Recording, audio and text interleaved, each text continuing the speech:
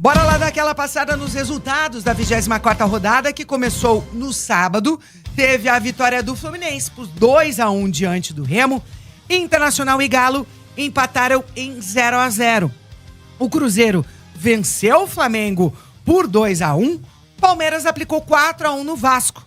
Vitória 0, Bahia 2. Jogo com muita polêmica por conta da camisa, né? O Jean Lucas foi comemorar, mostrando ali a camisa do Bahia. Aí o Kaká do Vitória... Na verdade, o Marinho pegou a camisa. O Marinho pegou e o Kaká tentou rasgar a camisa. Tirou da mão. Cara, que maluquice Bafão, isso, hein? Né? Que confusão. Foi clássico, foi né? feio ali. E nenhum jogador foi expulso, né? Só o Kaká e o Jean Lucas, cada um tomou um cartão amarelo. O juiz terminou a partida ali logo na sequência e ninguém acabou indo pro vestiário antes. Mas podia ter dado uma treta ainda maior, né? Teve ali duro porque... se ele rasga a camisa ali, o Kaká, né? Se ele rasga a camisa, é capaz de torcida invadir gramado. É isso que eu ia falar. É duro que uma atitude como essa dos jogadores que acabam impulsionando cenas de violência entre a torcida, né? Não tem. Eles acham que, só... Mas não fica no gramado, né? Não. Antes do jogo morreu um torcedor do Bahia em confronto. Antes do jogo, não, facada. Nossa. Tinha um filho de 2 meses. Poderia ter tido consequências muito maiores essa questão ali, né? Uma situação bem evitável ali dos dois lados, né? Tanto do Jean Lucas no momento da comemoração, quanto a reação dos jogadores do Vitória, principalmente do Kaká, que tentou rasgar, né? Ficou muito nítido que ele tentou rasgar, e se ele rasga a camisa, eu arrisco dizer que teria invasão de torcedores do Bahia. Mas não é uma falta de respeito também, cara. Uma provocação tá dentro do futebol do Jean Lucas. É que... A falta de respeito é tentar rasgar a camisa do Bahia, cara. Assim, mas não tinha tido morte antes do jogo, né? Entre Real e Barcelona. O clima já não tava dos melhores. Aí no último momento vai lá e aponta pra torcida. Eu acho que poderia ter evitado. Eu gosto de provocações no futebol. Eu gosto muito. Eu acho que isso é a alma do futebol. Mas nesse contexto, eu acho que poderia ter evitado. Já não tava... o ambiente não era propício pra isso. Não. E o Vitória, ele é um bom mandante, né? Pô, a gente mandantes do campeonato, e o Bahia vinha de empates ali, conseguiu vencer pela primeira vez no Brasileirão rival. Então foi um jogo quente, né? Eu acho que todo o contexto já era suficiente, né? Acho que qualquer provocação ali, ela acaba muitas vezes fazendo os ânimos passarem do limite. E aí, quando a gente fala de jogador, eles são os exemplos ali, né? Então é muito perigoso. Acho que tem que ter um pouco de consciência, sabendo que o que você faz ali pode acabar sendo levado para fora de campo com consequências que acabam sendo incontroláveis. Bragantino venceu o Grêmio por 1-0. Santos e Mirassol empataram em 1-1. A Chapecoense venceu o São Paulo por 1-0 e a vitória do Coritiba por 2-1 diante do Corinthians. Tabela de classificação nesse momento está da seguinte forma: Palmeiras é líder, 51 pontos na primeira posição. Flamengo está em segundo, tem 45 e um jogo a menos. Furacão está na terceira posição, tem 41 pontos, claro, ainda falta o Furacão entrar em campo na noite de hoje. O Fluminense está em quarto, tem 41 pontos. Cruzeiro é o quinto com 39, o Bahia é o sexto colocado com 37, Bragantino é o sétimo colocado, tem 35. Coritiba aparecendo na oitava posição com 34 pontos. Vitória diante do Corinthians fez o Coxa subir 2 posições na tabela.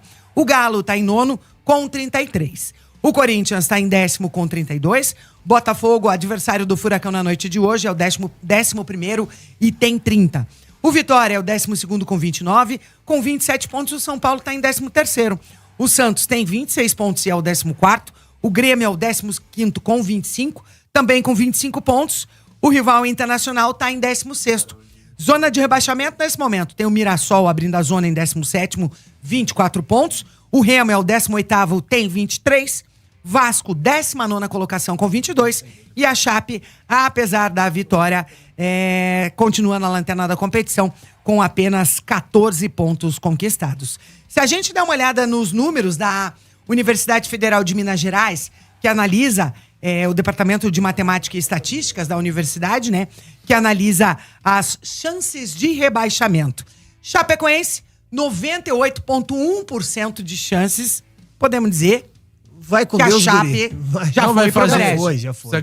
Precisa fazer 10 pontos em 14 rodadas. Já Não vai morreu, só falta a gente saber a data do óbito. Só colocar terra em cima. Já 10 foi. vitórias. E assim, Perdão. a Chapecoense, ela ontem conseguiu a sua segunda vitória no Campeonato Brasileiro. E a primeira tinha sido na primeira rodada. A gente tá o quê? 14ª? 15ª rodada? 24ª. Perdão. A 24ª Chape tem um rodada. jogo a menos, ela tá com 23, mas A Chape mesmo ficou assim. 22 jogos Mas sem mesmo vencer no assim, campeonato. A distância Cara, e pro esse Vasco, que também tá mal 22 demais. jogos sem vencer num campeonato. Não tem É, como. 8 Cara, e pontos esse de atrasado pode dar um respiro ali pra achar, porque é contra o Vasco em casa, né? É, então. E esse é o Mas pepino. assim, o respiro é aquele famoso último suspiro do... Antes Não, da- eu acho que na verdade ela da pode partida. só... Do Decujo. A melhora, É, né? a Chape vencer melhora o da- Vasco é segurar na mão do Vasco e levar ele junto. É, né? então, exatamente. Porque assim, o Eu concordo. Vasco vem de 3 derrotas, 2 empates, é uma campanha muito ruim desde a Copa do Mundo. E é uma equipe que ela não consegue respirar, né? Lógico, pegou agora o Palmeiras, difícil, mas vai pegar o Cruzeiro agora. Né? A situação ela só piora. E a rivalidade lá no Rio Grande do Sul é tão grande que os dois times estão brigando ali Pela mesma coisa. Né, quem faz mais força pra cair. E Impressionante. quinta-feira vão se matar, né? É, porque esse quinta-feira tem Copa do Brasil, né? É verdade. E assim, eu arrisco falar que o melhor pra qualquer um dos dois é ser eliminado. Pra focar no Brasileirão e não cair. Eu acho Cara, que quem porque, for ó, eliminado perde o treinador, tá? Eu vou falar, eu também acho. Mas eu vou falar bem de verdade. O Mirassol joga melhor do que o Grêmio e o Inter, e o Remo joga melhor que os dois também. Eu não sei se o Remo joga, mas... O Remo é chato. O Remo é aquele Não, time o Remo que é chato. O que Remo é até muito mais aguerrido que os dois. Até pode cair, mas cai atirando, cai em pé, Tanto vai que tirar ponto de muita gente, vai incomodar.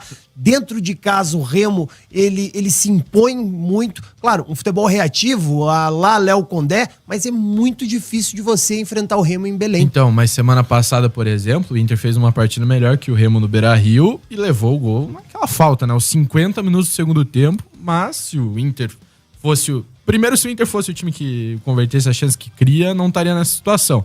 Mas não aproveitou, poderia ser uns 3-0 o jogo, e lá o Remo vai lá no último minuto e empata. Então, é o time que vai tirar ponto. Vai, de muito, dos- vai atrapalhar muita gente. Mas eu acho que Inclusive- vão ser os três que estão ali em... Inclusive, se a gente for lembrar, no primeiro jogo de Chapecoense e Vasco e Chapecoense, no caso, lá no primeiro turno, a Chape consegue um empate também com uma falta no último minuto, com o Vasco tendo 4,80 de gols esperados no jogo. Perdeu 1 milhão de chances e leva um gol de falta do Jean Carlos no último minuto. E aí, dos times que estão brigando na parte de baixo da tabela, eu vou colocar do 13º, que é o São Paulo, pra baixo, só Inter e Remo tem todos os jogos até aqui. 24. O do Mirassol é Flamengo no Maracanã. Mirassol é Flamengo no Maracanã. Inclusive, Esses dias tomou 5x1 dentro de casa desse mesmo Exatamente. Flamengo. Então, Inclusive, um atrasado é o Sansão, né? Daí é um duelo Isso, direto. exatamente. Aqui, ó, tem Botafogo e Grêmio, São Paulo e Santos, e daí Chapecoense e Vasco. é São Paulo e Santos. São Paulo e Santos. E esse, Morumbi. No e Morumbi. esse jogo do final de semana pro Grêmio é perigosíssimo, porque são entre os clássicos grenais e é um jogo contra a Chape que provavelmente o Grêmio vai com reserva. Se a Chape armar um ferrolho ali e conseguir segurar o empate, o Grêmio vai Cara, se eu complicar não sei também. não se o Grêmio vai se dar o luxo de ir com reserva por conta do Grenal da Copa do Brasil. É que daí o Grêmio não sai de Porto Alegre, né? O Inter, por exemplo, enfrenta o Bahia fora. E tem essa vantagem pro Grêmio. Mas... Caramba, que pepino também pro Internacional, né? Daí o Inter pega o Bahia logo depois de ficar um tempão sem ganhar e ganhar um Bavi no Barradão. Deixa eu terminar de passar as probabilidades de rebaixamento. Chapecoense, 98,1%. Vasco da Gama, 66,4%. Remo, 59,2%. Internacional, 41,7%. Mirassol, 36,5%. Grêmio, 33,3%. O Santos tem 30,6% de chances de cair. São Paulo, 17,6%. O Vitória, 11,3%. Coritiba, 4%. Botafogo, 2,2%. E o Corinthians, 1,8%.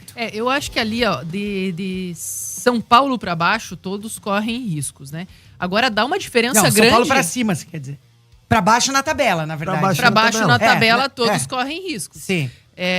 Agora, acho que a diferença que dá um salto, né, de Santos para São Paulo, que o Santos tem mais de 30% de risco de cair, o São Paulo 17%, é que eu acho que o time do São Paulo, individualmente, ele tem ali bons jogadores. Eu acho que ele pode ainda reagir. Mas a diferença em termos de pontuação é muito pequena. Mas eu acho que que é 3 pontos da zona de rebaixamento. É o que ainda tem de calendário pra frente. É que o porcentagem... A tabela de cada time é avaliada nesse momento. O porcentagem é pela tabela e principalmente pelo que eles chamam de pontos perdidos.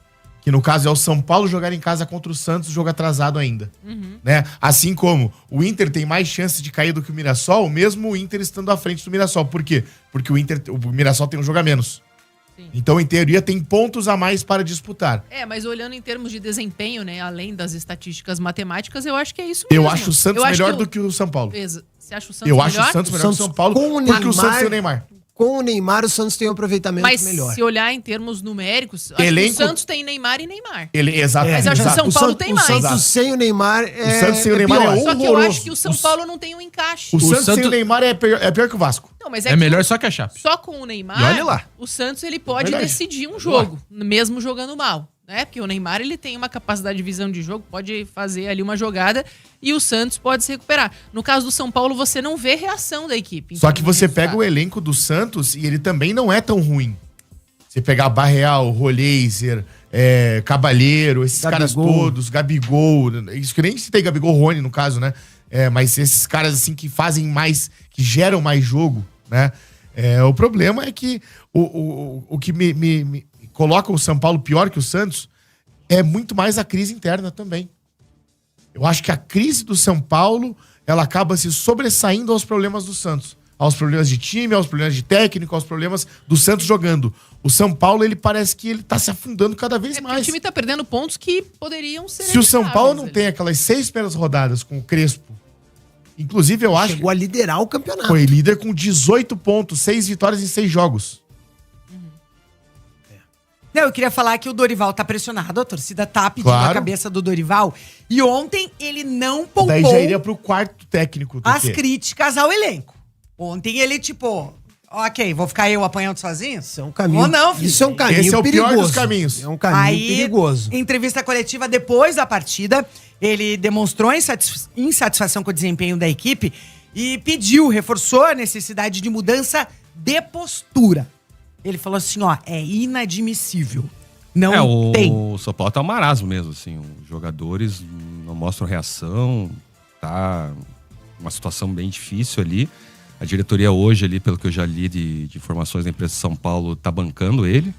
Não vai demitir ele agora. Mas ele não vai terminar o Campeonato Brasileiro.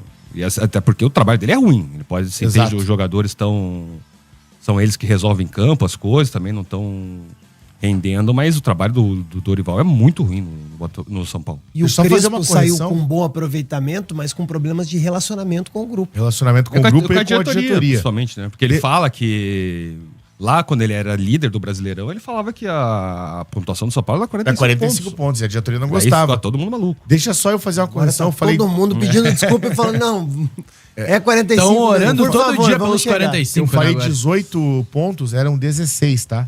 Então, olha só, da primeira à sexta rodada, o São Paulo conquista 16 pontos, 5 vitórias e um empate. Da sétima rodada até a 24ª, o São Paulo conquistou só mais 11. É muito tempo. Cara, acho que as duas únicas vitórias que o Dorival tem no campeonato são pelo Corinthians ainda. Não é nem pelo São Paulo no Brasileiro. Ele não venceu ainda? Pelo São Paulo no Brasileiro, não. Não, ele venceu só um jogo da Sula. Nossa. E ele não consegue vencer em casa, né? Que eu acho que é algo também que agrava essa crise e transforma o Morumbi num estádio que gera mais pressão do que apoio, né? Porque a torcida se volta pelo fato de São Paulo não conseguir reagir. Então, eu acho que, embora seja um time que tenha qualidade individual ali, é um time que vem num ambiente muito ruim. Isso dificulta também uma reação, né? Vendo que o risco de rebaixamento ele existe. E a 25ª rodada da Série A acontece apenas no fim de semana, a partir do sábado, porque essa semana teremos as partidas de ida das quartas de final da Copa do Brasil.